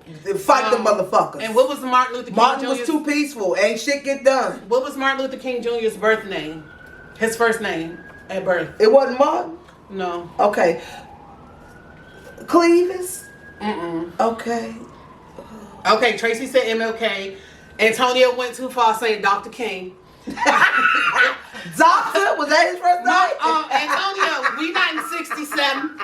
We not down Selma. Tonio took it back to middle school. One of the movies. Dr. King, nigga. That sounds like we just sitting around looking at a movie or something. Just, we about to start singing We Shall Overcome. Say Martin Luther King Jr. Antonio. Dr. King. Look, we just about to start hemming and all of that. Tonio, you're completely correct. Okay. It was Dr. King. It's Martin Luther King Jr. Kelly ass said Tupac. Kelly, log off. Hey, I'm for that. Kelly said Tupac. Pop, Biggie, Jigga, B. Tracy said I forgot his first name. I just saw it too, and how he wanted to marry that who Tracy talking about? White woman, but his daddy wouldn't let him. Oh, the peanut dude? Martin Luther King. Martin Luther King wanted to marry a white dude, bitch? Are you serious? And Lauren said the first Tracy, black president. Post the receipts in the comments. I want to read John that. Hanson. Huh? Okay. The first what? Black president of the United States was John Hanson. Wait a minute. Yeah, Barack Obama was not technically the first black president. There's a lot in history that, Wait a minute. Barack is definitely not the most famous person in the world. No, not Barack. Okay, but wait. But you can't skip over Barack being the first black president. Yeah, if you know history, I don't. Well, we're going to keep going because we're not have to go to work. Okay, well, I'm going to Google this. Okay, yeah. Are you serious? Yeah, they Barack Obama is supposedly not the first black president, and technically speaking, Thomas Jefferson was the first black president because he was black and white, and they don't want to tell. Is it Hoover or somebody else? He's got black. Was black too. Thomas Jefferson was the first black president. If you really want to get on it, he was black and white. We gotta go because go ahead. Last question. We still got more questions. Mm-hmm. Part 2 to the Martin Luther King question. Mm-hmm. In the 21st century, who is the most famous black person worldwide, in your opinion? Now, Barack Obama. I say Snoop Dogg. Bitch, serious? Okay. Beyonce. And we're talking entertainers, Beyonce. We're talking about just overall worldwide. You think more people know Snoop than Beyonce? Yeah. I'm going with Beyonce. More than one study was done. What was it? No, that was between Snoop and Jay-Z. No, you know what I'm saying? Why I'm saying that? Because me and this white guy had a... Kelly said she thought the first black president was Abraham Lincoln. Antonio said Barack Obama. Barack again. Oprah. Kelly, Abraham Lincoln. Hey, they did say that he was a black man too. Betty they said did say Oprah. He was a black. That he had black heritage in him too. So you might be right. But me and this guy, I'm saying Beyonce. Teena said Kanye. No, I'm saying Beyonce because me and this white guy on a plane a couple months ago. I was on a plane and we were waiting. Teena said Kanye with his big chin ass. We were waiting. I ain't say that, yeah. We was waiting to depart, and me and him had this conversation of who is more popular, Beyonce or Kim Kardashian. And he was like, oh, for sure, Kim Kardashian. He was like, so then we got on black women. Mm-hmm. And he was like, oh, out of every black person alive, Beyonce is the most notable person today as a black person. Would you agree? No. Tracy said overall, I say Oprah, Snoop, or Barack. I would say Oprah. Yes. Lauren said no. John Hanson was born in the 1700s when the United States was forming. He was elected president. George Washington is actually the 8th president. Okay, moving on. That's the history on what you wanted to know, Tone. Okay, name a not so notable. You know when they always tell you like when you always name like who did what in Black history. It's the same cliche people over and over. Absolutely. And y'all know one year they gave my son Terry McMillan for his Black History Project, and I was pissed off. Why? Because for one, I don't feel like he should have had Terry McMillan. Why? And then for two, Terry McMillan, you know, that whole thing where she did the Stella got her groove back with the gay guy, that was a big part of her, like, story, and I didn't, at my son's age, I didn't want that to be, oh, he's up there talking about that on his Black History, thing. So he did it, but I wasn't pleased with it at all. She made great contributions to the black culture. Wow. That's good for her. I just didn't want him to do it. Great for Terry. No shade. When I want my son to get a Black History person, I don't want it to be Terry McMillan. But she was a part of Black History. What was your problem with that? I did not want him to have her as a writer or as a lady. I didn't want my son up there talking about her going with the gay young man. At his age. But why would that be his focus of the project? It wasn't. She gets so much other his shit. Focus, but that was a part. He had to look at different things about her. I just felt like his teacher should have gave him other people. I didn't appreciate it. I'm his parent. Yeah. So, name a not so notable mm-hmm. person in Black history, you know, not one of the cliche people. Mm-hmm. And if you name them, name like what they're known for. Okay, I would say Antonio said in history period or now? Over anytime. Anytime. Antonio said Terry McMillan was too grown for kids, so I felt that. And then Tracy said, yeah, that's not for kids. Lauren said George Washington had a black son named Wes Ford. He was the founder of Hem Springs Community in Virginia. He was my 10th grade grandfather. Who?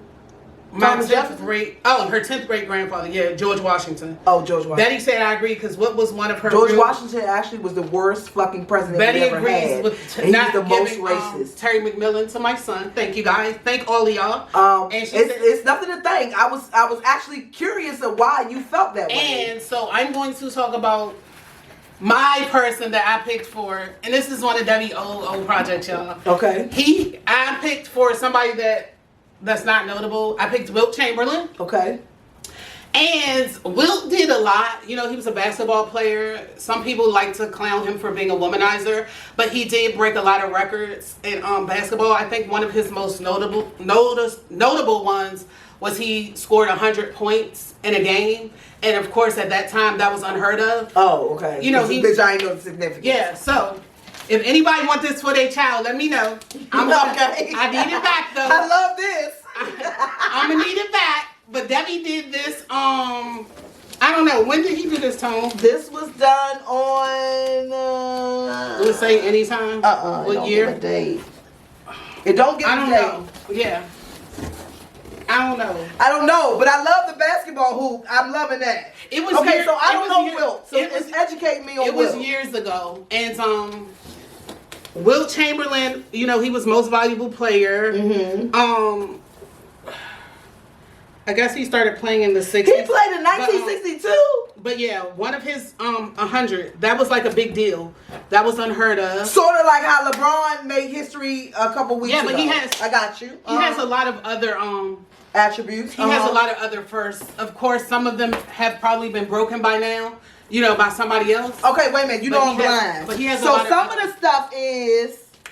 Shout out to my baby. Was born on August 21st, 1936, y'all. I don't know. I think in Philadelphia, Pennsylvania. Debbie's in the 8th grade now. So okay, did Debbie make that up? No. Okay, so I think he did this in maybe like the 4th grade. So this is old.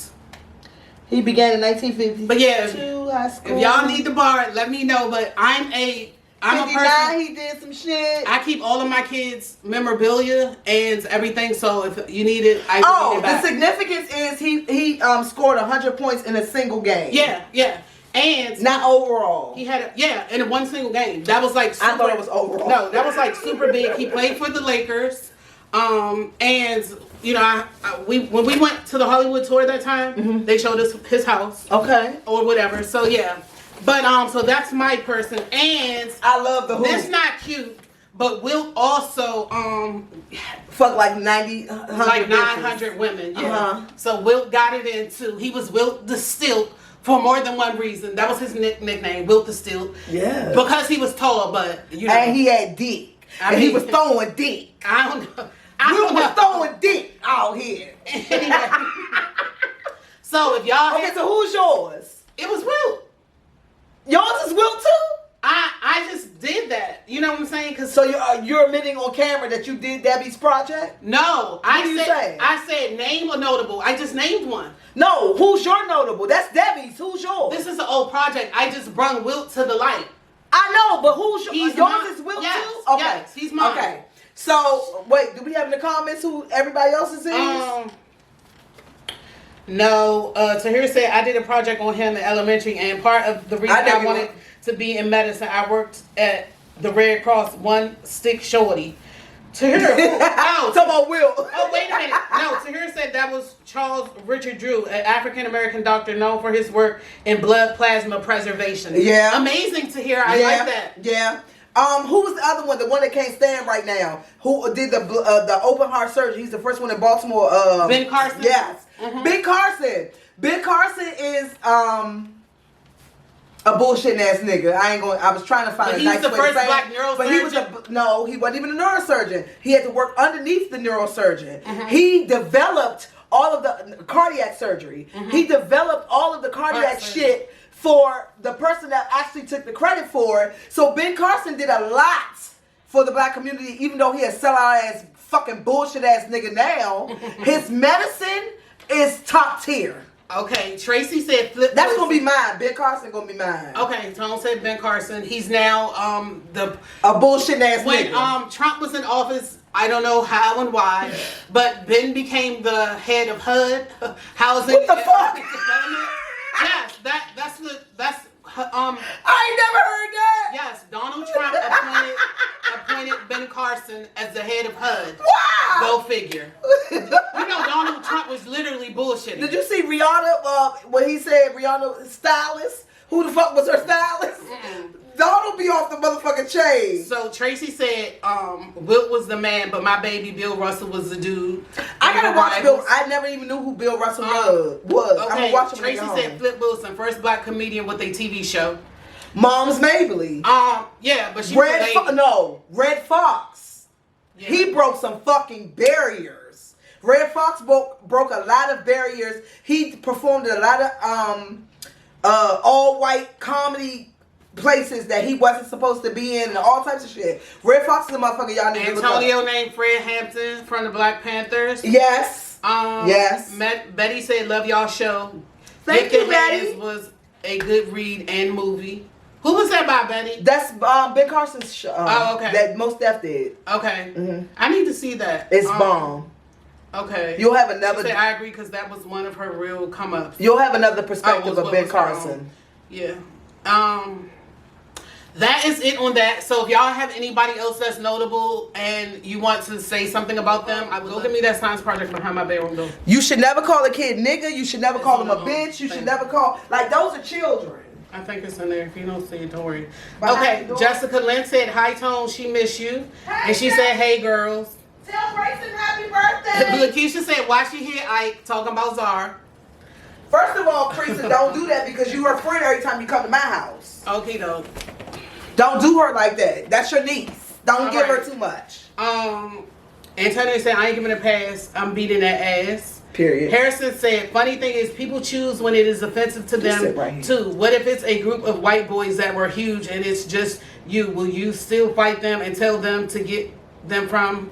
Amount of people don't matter. First of all, I don't care. If you're offended, you don't care who's offended you at that time. Yeah. You're not going to back down. Because either I'm going to get jumped or fight all of them. But yeah, I'm not going to change my stance because there's a whole bunch of motherfuckers there. I'm laughing at Jennifer Lakeisha say, why she here? Don't do Zara like that. Okito. Krista, you a hater because you are a friend when you come to my house. What it says, words that were originally used to like ridicule us by our oppressors that we use on each other today. Now, the other day, I heard an older gentleman, I was at work, and he called a young lady there a pickaninny. God damn. And that nigga took I had to get on him. I was like, wait a minute. This is a young lady. She's a mother. She's an adult. We're not going to do that. And it was a black older man. Oh, pickaninny. And I said, do not refer to her as that. It was a little, small, dark-skinned girl with a little afro. And that is something that, you know, we were ridiculed for and called back in that, you know, back in the day. So I got. You took it too far back though. I got on him on that. You got him together? Yes, of course. And he was like, okay, I'm sorry. You should have. But I don't play that. I don't, you know, I don't like stuff like that. I don't like anybody calling anybody any racial slurs. Like I said, whoever said, who was that, Harrison or L, one of them said nigger and nigga is two different things. So I don't feel like nigga is a racial slur, but nigger is. Being called a monkey. As soon as a black pinky head, all of that nappy head. People will call derogatory. People will say that to their child, like her head nappy, or you know people don't like their kids for that. Yeah, all of that stuff is stuff that's how we came. That's how we came over here. Conditioning. And of course, over time, we started hating ourselves for it because we wanted to look more like the white people that owned us, who we looked at as the greatest. I looked at this day. There's a lady on YouTube that does old slave stories. She narrates them, but they were written by actual slaves. Just send me that. And it's really, really, really good. And it was sad because all the old women, they were like 102, 103 by the time they gave their testimony. All of them was like, the white man treated us so nice. They'll say like they got beat. They done said they done saw pregnant women, like they put their bellies in the ground and just beat them because they didn't want to kill the baby because the baby was profit, right? But they wanted to beat them for putting them in their place. They'll say all that, and in the same breath they'll be like, they were so good to us. They gave us like meat. They gave us food. So we have always raised the white person up.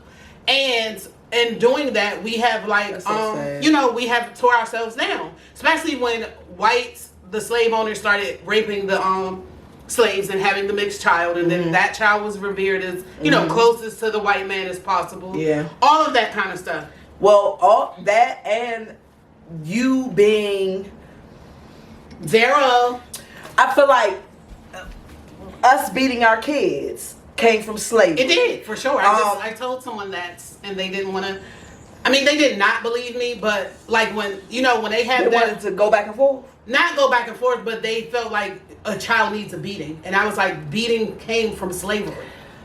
Kids starting at 6 months now getting fake hair. When did we get to that? When did we get to that point that babies got wigs and fake hair? What's wrong with the baby? Babies got 20-inch cake law, bitch. What is wrong with a baby being naturally, if their hair's short or low, natural little curl to it? Little bow in it. That was beautiful at one point. How did we get to the point where you're wrapping all of that up into a little baby's bitch, don't hair? forget, we had a friend that permed her child's hair at 1. She was younger than 1. Actually, how old was she? She was 11 months, and it's not even funny. It was an adult perm. It was an adult. It's not relaxer. Funny, bro. How the fuck? It's not funny. But how the fuck could she? Because what were you thinking? She was thinking that her child hair was short, her child hair was nappy, and that wasn't believed to be beautiful. What's she didn't wrong want with us? She didn't want her child hair to look like that. So she put a relaxer in her child's hair at 11 months old. And she needed a booster seat to get up and get the perm. You know that's way too motherfucking. Our perm hair is probably damaged to this day. Me and Pittman know somebody that put a relaxer in their son head because his hair. God forgive me, because his head was beaten. So hey, bitch, I'm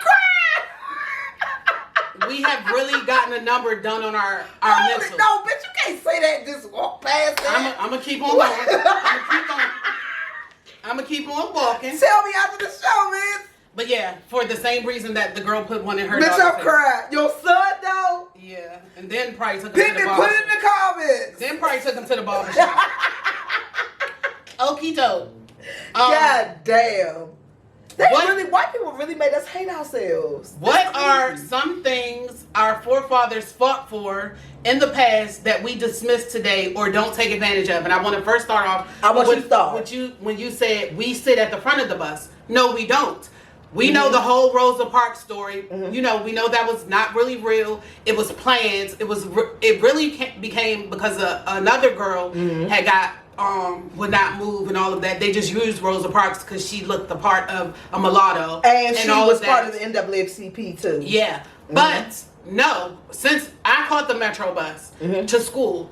That's what you know, if you go to DC public schools, you catch the Metro. Nobody ever wanted to be in the front. Everybody went to the back. So we fought to get a seat in the front of the bus, and we took that as like a joke and went right on straight back to the back of the bus. So I was speaking proverbial. I wasn't speaking. That's one thing. Antonio, I haven't rode the bus since I was 13. I got that on my list too, Antonio, voting. You know, everybody hears, what's the point of voting? It don't matter. It's already rigged. It's this, that, and the third. I get so upset about People that. have gotten killed, attacked by dogs, hosed, burnt, shot, everything. Lynched. For you to have the right to vote, and you don't exercise that right. It doesn't matter what the fuck they do with your vote. Go vote. Reading. Slaves used to get killed and sneak to try to read and just learn the basic alphabet. We won't pick up a book to save our lives now. Look how the adults write on this app. Don't know how to do past, present, none of that tense. Punctuation is a thing of the past. Themselves that people walk for miles to go to school, didn't have shoes, didn't have lunch, walking up rocks and gravel just to get in a classroom and to learn something. And so they always say, if you want to hide something from a black person, put it in a book. I feel like they feel like we don't read. I feel like that's more cultural, though. You have a device in your hand that tells you anything. All you have to do is say the words, and they tell you the answer. So I feel like nowadays it's more cultural than before. I feel like in the 90s, when we were coming up in our 20s and stuff in the 90s, people still read. Not as much as they did in the 80s and 70s. Yeah, because there was a big wave but people still read. There was a big wave of black authors authors in the black the 90s. authors, political correctness, wokeness. We had all of that shit in our 90s, so we definitely read. But I feel like nowadays it's more cultural. If I can just say in my phone, "Hey Siri, what the fuck," and she tell me what it is, then why read a book? I think that's but I feel like you still should read. But I think that's the consensus. Also, going to school overall. You know, we got killed to go to school. Yes. Hey, everybody just started dropping out. That was one thing that we prided ourselves on at one point, getting an education. Yes. Now you can't even make people go to school. Yes, I agree. So things of that nature. They have free college, and mostly all community colleges are free, which you get a associate's, a 2-year degree for free that you can transfer to a bachelor's if you need one. You know, you can go get that for free. But do you feel like that's cultural too? What? Because there's so many things that you could create a lane for yourself nowadays. So people not going to school. No, I feel like people been dropping out since before the social media time where people made money off being a hustler. People been dropping in the 90s. I'm talking about 2000. I'm not talking about college. I'm talking about high school, 6th grade, 5th grade, 3rd grade. Oh, bitch, no. You know, stuff like that. People dropping out in elementary and middle school. Yeah. People.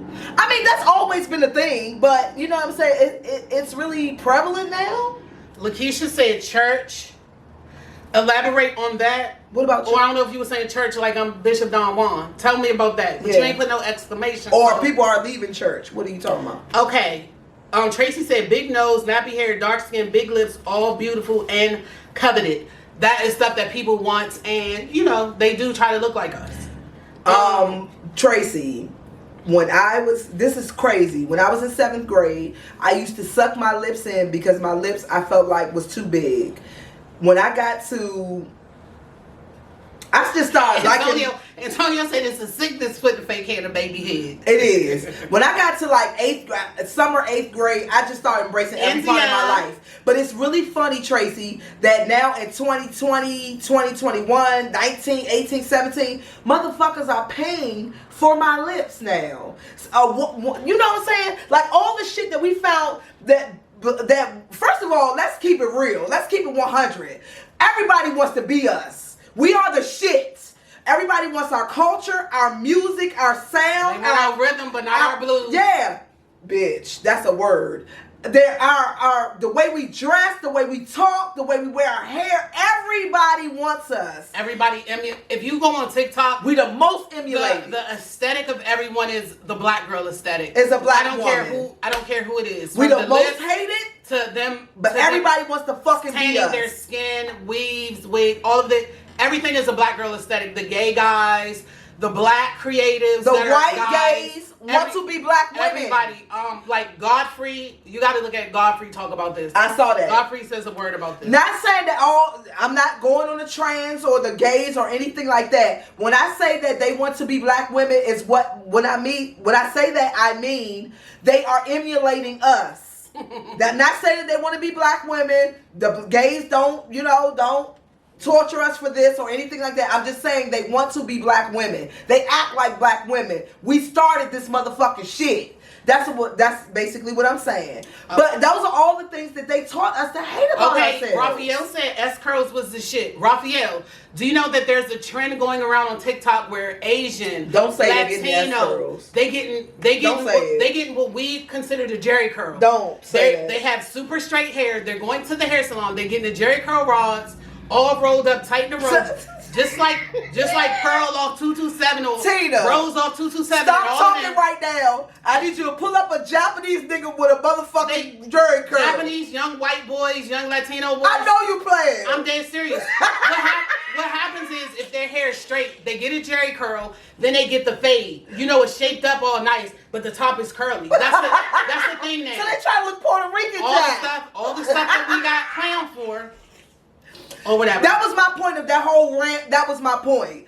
Everything that we hated about ourselves and they taught us to hate about ourselves is being paid we got clowns on.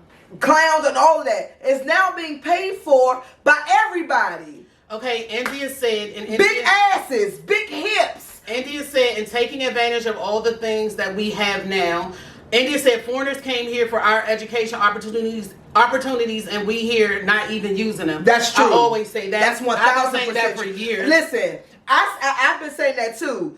How people come down on how the Asians always running the hair supply places and all that. What black person do you know is trying to open up a beauty supply? There was an African guy that had a beauty supply beside the Burger King around Capitol Plaza. So how did the Chinese people hinder him from opening that business? They didn't hinder him. Exactly. That's my point. And there's you can do anything that they're doing. You choose not to fucking do it, but criticize them for doing the shit. There is an influx of black beauty supply store owners and liquor stores on TikTok and liquor stores. Wait a minute. India said taking time to know about our family line. Cherie said spending money on high class shit, which is not important.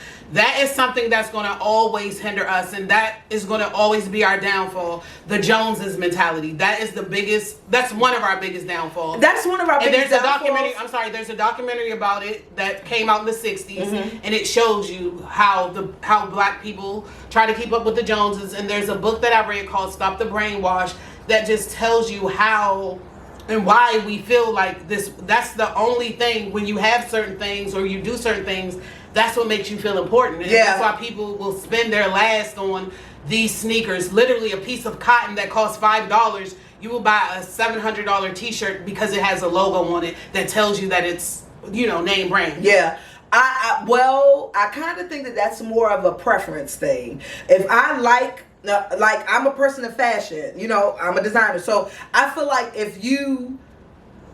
it's not about racial, it's not about, now I'm not going to say 100% it's not about keeping up with the Joneses. If you spending your job, rent money, your car Black note. people been doing that. Yeah. Keeping up with the Joneses for But decades. let's keep it real. White people keep up with the Joneses too. Yeah, but we not concerned enough I know that. I'm just saying, white people keep up with the Joneses too. So in certain instances, I don't think that that's keeping up with the Joneses. I feel like that's purchasing what you like. If I see like this YSL, I what? Huh?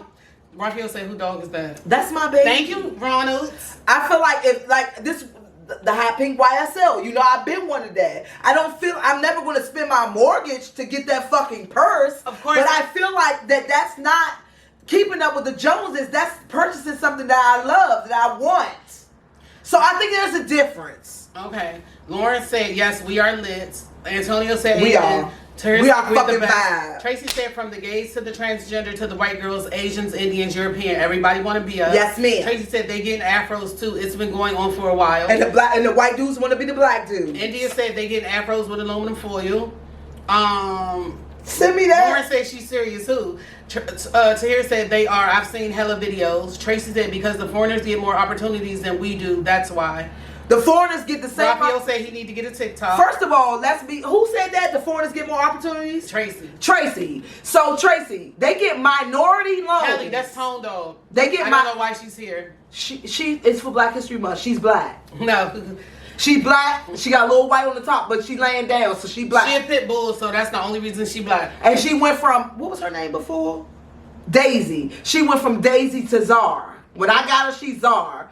For her first 5 months of life, she was Daisy.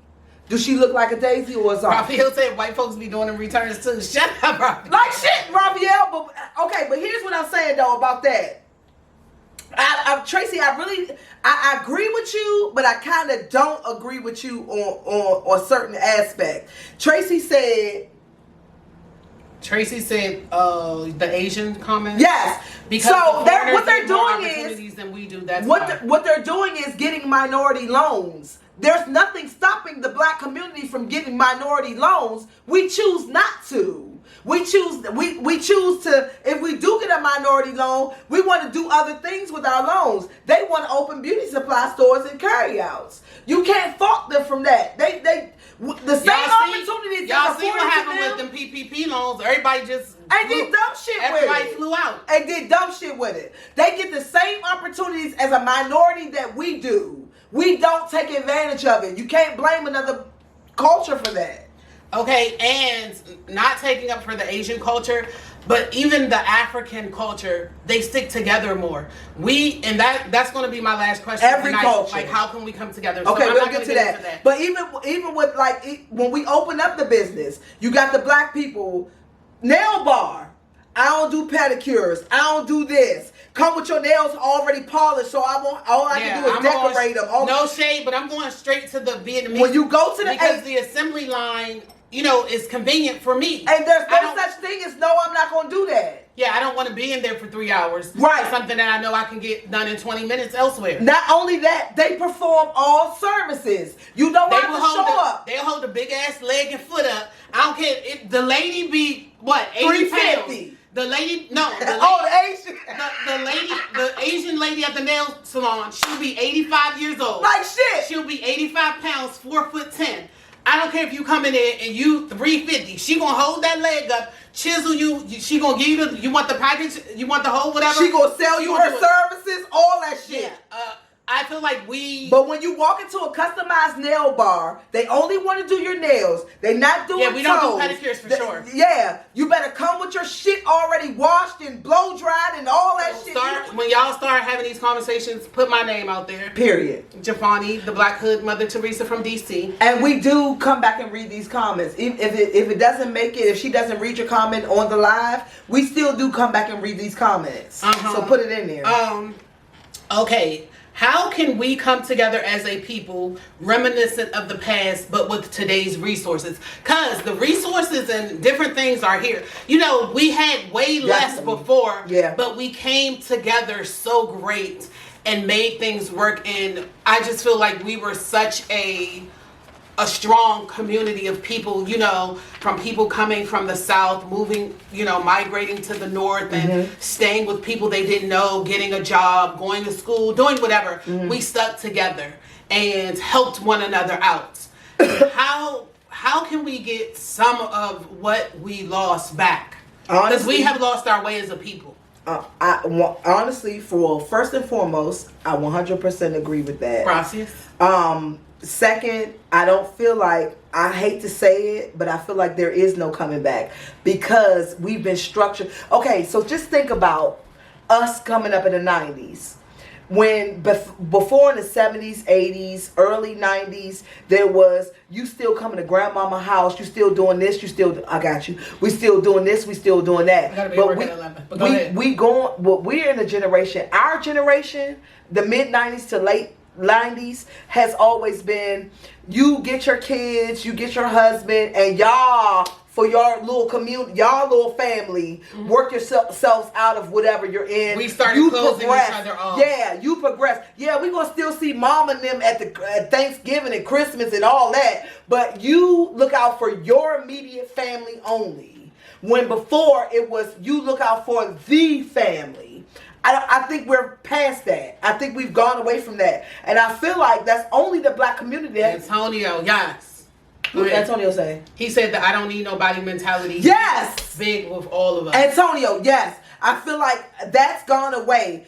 And so it hurts me because the other communities still have that. I feel like the black community is the only community, not only, but one of the biggest Black American community. Yes, is one of the biggest communities that are out for self. I don't see, like, even like YouTubers, even Instagram influencers and shit like that. If their cousin got a business, them bitches ain't plugging their cousin business. They're not. You know what I'm saying? Even something as so small as that. Where there's an Asian person, they gonna collab with their motherfucking cousin so that the business can come to both people. We don't do that. Okay, Tracy said, stop trying to outdo one another. Learn we are greater together and work towards building up our community. Absolutely. What they say on Good Times, united we stand, divided we fall. Baby. 2 times strong, or whatever they say. Y'all know what I mean. And Tracy said, but in the same breath, some can't be trusted. Some of us can't be included. Self-destruction is abundance. Tracy, I definitely agree that crabs in a barrel is at an all-time high. Betty said we need to come together politically. Yes. Lauren said it starts with healing from our traumas, being a family, building a community again. I feel like we should take baby steps to a lot of things. I feel like, you know, like Antonio said, is everybody say, I don't need nobody. You know, at one time, like if somebody didn't have nowhere to go, and I understand times have changed. Yeah. Like Tracy said, you can't trust anybody. I watch ID channel all day. Me too. So I watch you know, you do have to be weary and leery of, like, cautious. People kill their own parents and kids. Yeah. But at one time, if somebody didn't have nowhere to go, other people's doors was always open. If somebody was hungry, other people's doors was always open. I hear people saying like, I'm not about to give nobody nothing to eat. You throw food away. That's terrible. Like at my job, people come and knock on the door if they're hungry. I've heard people at my job saying like, don't give them nothing. We're going to throw the food in the trash. Yeah. When did we get to the point that I don't need nobody? Everybody needs somebody. Well, not only that, do you ever hear...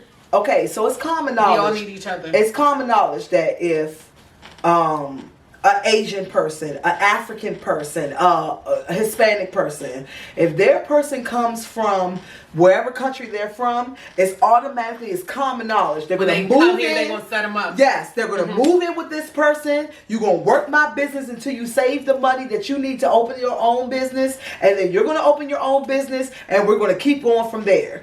And even when I worked with Nigerians, Ethiopians, every community, they do the same thing. You come over here, you even gonna if you live don't with have me, your you papers, gonna work the shit. They're gonna find you a little job where you housekeeping or you babysitting. You gonna work in my business, and you living at the house for free. You know, we ain't asking you for nothing. I've seen apartments where 3 families lived. They had it set up their way and it would work for them. Yeah. You know, but now to the point we can't live with nobody. First thing I was about to say, we brag on having 5,000 square feet, but won't let a single soul in it. With us. But that's what I was about to say. With a black community, if your black cousin come from North Carolina, she can't stay here. Definitely not. I don't know where the fuck she gonna stay. You don't want her. Yeah. Their mindsets are full of selfishness.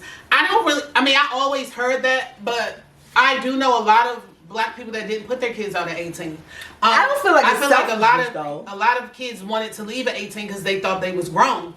Now I feel like, and sometimes the parent just be like, okay, speaking as a person, and shout out to Nita, but speaking as a person who grew up where I had the mother that she doesn't give a fuck. If you needed to live there, you were living there. Everybody lived with us. All my uncles, well, I only had 2 uncles, but uncles, cousins, whoever needed somewhere to stay, my mother provided that place to stay. So, not necessarily resenting her for that, but I just knew when I grew up and I got my own place, I did not want to do that. It didn't make me uncomfortable that my family members were living with me, but it made me feel like I wanted my own space like a motherfucker. So I feel like I rebelled against the traditional, you come up, I come up, you come live with me, I rebelled against that because I never would ever say that I wasn't comfortable growing up, but that's just not the life I wanted to live. So I think there's a fine line there. Coming up with people as opposed to your own comfort. Mm-hmm. There is definitely a line there, and it's not necessarily that I don't want you to grow or come up or whatever. It's that I like my space. So I don't know where the happy medium is there. There's a lot of people that back in the day, they did not... Well, she's family, so, they didn't want that shit either. I feel like a happy medium there is just giving people, like, boundaries and rules from the beginning. Like if you're used to being in your own space, hey, you can live here for 6 months.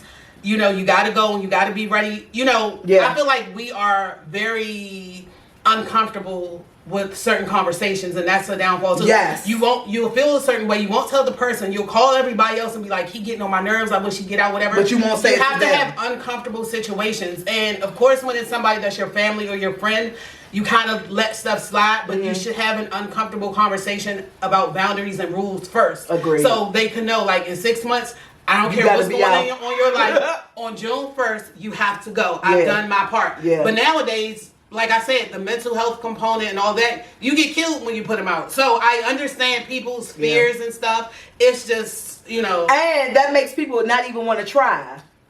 You know what I'm saying? I don't want to have that uncomfortable conversation but what is different? But in the other community, well, I guess we'll never know because we're not in those other communities. But I feel like it's just established. But here's the thing, though. Yeah, it's very super traditional. Here's the thing, though. When the Asians and the everybody else, the Africans and all of that, they come over, it's understood. When they are wherever they are and they come over here, it's understood. You're going to hit the ground with your running. Mm-hmm. It ain't no relaxing. It ain't no getting to know what America's like. It's none of that. You're gonna have to hit the ball ground running. Whenever I meet a foreign person and I say like, well, what do you think of America? You know, when they're fresh here, they was like, I always thought America was this place that I was going to come and money was going to actually literally fall off trees and I was just going to automatically be rich. Wow. That because that is what they see, or when you're sending a picture or video back home, you're not showing you know you'll stand by a car that's not yours, just how we show off over here. You have them thinking like, I'm over here looking good, I'm over here living the life, but you have to work to get to that point. So that is I always make it my business. Not necessarily. Whenever I meet a foreign person, I always ask them like, what did you think when you first came to America? But see, that's the thing. But see, that's the fuck up. Because not necessarily. Literally in America, you can fall ass backwards into wealth. You know, like Bad Baddie. That bitch was on fucking what? Dr. Phil? She's a rapper now. She has a YouTube channel that has a great following. Most of the time when you come here, you don't know any better. You're shy. She's a I get regular that, white but what I'm American saying girl. is, this is what he's singing though. He's singing, motherfucker, doing no work. Yeah. So and falling ass backwards into millions. Yeah. So I can understand how he's thinking that it's going to fall off trees. And then your family is painting a picture that's not accurate either. Yeah. When they sending pictures back home or sending money back home.